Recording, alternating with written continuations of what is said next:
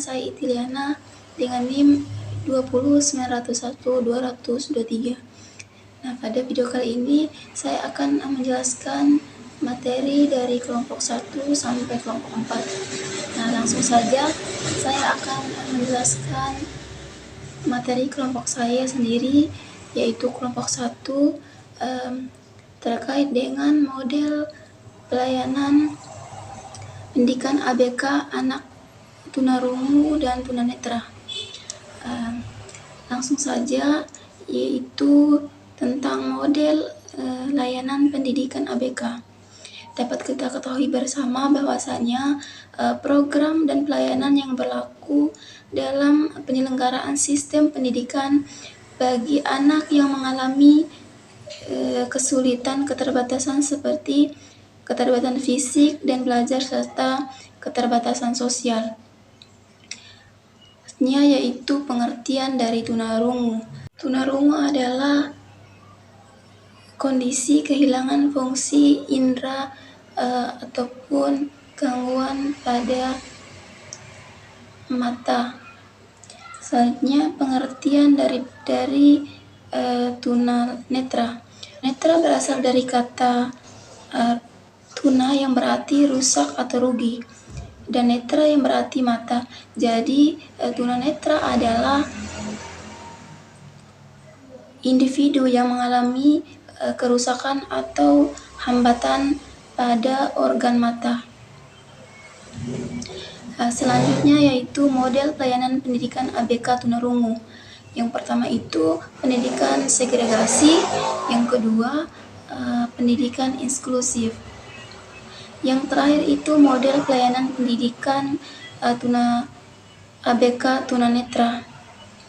Yang pertama, lingkungan sekolah dilengkapi dengan besi ataupun pegangan. Yang kedua, ruang kelas didesain. Yang ketiga, menetapkan peserta didik duduk di bagian paling depan. Yang keempat itu mendesain alat peraga dengan warna-warna yang pun model pelayanan pendidikan ABK tunarungu dan tunanetra yang kami lakukan observasi di salah satu sekolah yang berada di Makassar, yaitu SLB Negeri 1 Goa. Nah, adapun model layanan pendidikan ABK tunarungu yang berkait dengan tunarungu ada 4. Yang pertama itu melalui asesmen. Nah, dengan adanya asesmen, guru dapat mengetahui bahwasannya dalam proses pembelajaran ini anak itu betul-betul konsentrasi ataupun dia itu mengalami gangguan lainnya seperti buta total ataupun gangguan pada pendengarannya. Yang kedua itu pengenalan huruf abjad. Nah, metodenya yaitu berbicara, meraba, latihan bibir, artikulasi, dan pernapasan. Yang ketiga, melihat dirinya secara langsung di cermin. Kemudian dapat mengikuti gerak bibir gurunya ketika menjemputkan kata. Yang keempat itu pengenalan gambar.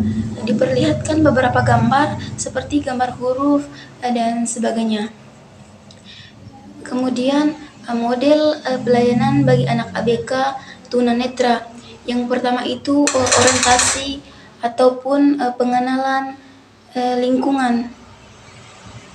Yang kedua mempelajari papan braille dan mengenalkan titik.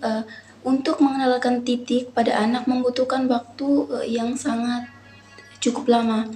Yang ketiga, diajarkan bagaimana menggunakan penciumannya dengan baik agar anak bisa mengerti orang di sekitarnya. Yang keempat itu, anak tunanetra juga sangat tajam instingnya atau sangat tajam memorinya, sehingga ketika berinteraksi dengan mereka harus benar-benar memperhatikan apa yang diucapkan. Kemudian saya akan menjelaskan materi dari kelompok 2 yang terkait dengan model pelayanan dan pendidikan anak ADHD, ASD, dan tunalaras. Anak ADHD atau yang bisa disebut dengan Attention Deficit Hyperactive Disorder adalah gangguan mental yang menyebabkan anak sulit memusatkan perhatian serta memiliki perilaku yang impulsif dan hiperaktif. Yang kedua itu anak SD atau Autism Spectrum Disorder atau yang lebih sering disebut dengan autism, merupakan gangguan perkembangan saraf.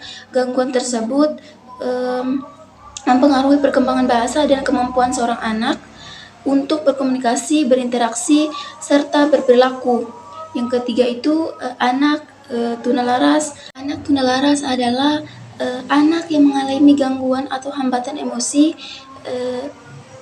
dan perkainan tingkah laku sehingga kurang dapat menyesuaikan diri dengan baik terhadap lingkungan keluarga, sekolah, dan masyarakat. Kemudian saya akan menjelaskan materi dari kelompok 3 terkait dengan model pelayanan pendidikan ABK cerdas berbakat dan disleksia. Pengertian anak cerdas berbakat. Anak cerdas berbakat adalah anak yang memiliki taraf intelijensi sangat tinggi serta memiliki tingkat kreativitas yang tinggi pula. Kemudian teknik bagi anak cerdas berbakat. Yang pertama itu pengembangan ranah kognitif, yang kedua pengembangan ranah afektif, yang ketiga pengembangan ranah fisik, yang keempat pengembangan ranah inklusif, yang kelima itu pengembangan ranah masyarakat. Selanjutnya pengertian anak disleksia. Disleksia merupakan salah satu bentuk kesulitan belajar ataupun gangguan kognitif dan tidak mampu berhubungan dengan kata-kata atau simbol-simbol. Yang terakhir saya akan menjelaskan materi dari kelompok 4 yang terkait dengan model pelayanan pendidikan ABK, disgrafia, dan diskalkulia.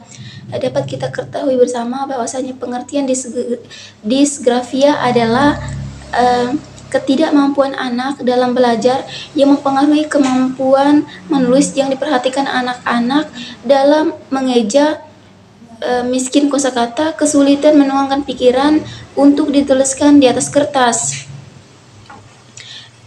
Kemudian penanganan anak disgrafia. Yang pertama itu aktivitas menggunakan papan tulis, yang kedua itu posisi, yang ketiga cara memegang pensil, yang keempat itu memperhatikan tingkat kesulitan penulisan huruf, yang terakhir kata dan kalimat. Selanjutnya itu pengertian diskalkulia. Nah, diskalkulia asal katanya itu diskalkulia, yaitu dari bahasa Yunani yang artinya adalah ketidakmampuan berhitung. Diskalkulia adalah kesulitan belajar yang dialami oleh seorang anak yang ditandai dengan kesulitan berhitung. Adapun penanganan diskalkulia itu yang pertama gunakan gambar khusus, yang kedua kelas khusus, yang ketiga ruang sumber, yang keempat itu kelas reguler. Itu saja penjelasan materi dari saya. Kurang dan lebihnya saya mohon maaf. Wassalamualaikum warahmatullahi wabarakatuh.